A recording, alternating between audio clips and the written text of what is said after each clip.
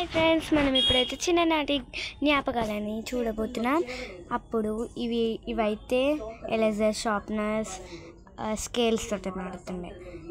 Eraser కింద పెడుతుండే, ఇట్లా పెడుతుండే స్కేల్ని.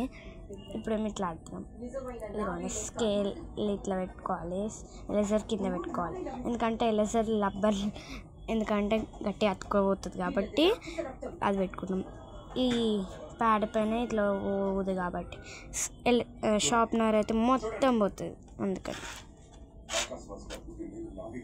ఇదిగోండి, ఇప్పుడైతే ఇవన్నీ వేస్తాం. ఫస్ట్ ఇక్కడ అయితే నేను 5 రూపీస్ కాయిన్ వేసిన, కింద పట్టుకున్నా, అంటే కింద పడితే ఇక్కడైతే వేసేసిన డైరెక్ట్. ఇదిగోండి 20, ఇక్కడ 5 రూపీస్, ఇక్కడ 7 రూపీస్ అయినాయి, ఇక్కడ 22 రూపీస్,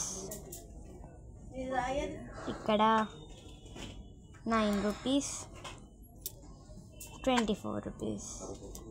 చూసారా? జూమ్ జూ జాబ్ జా జూమ్ జూమ్,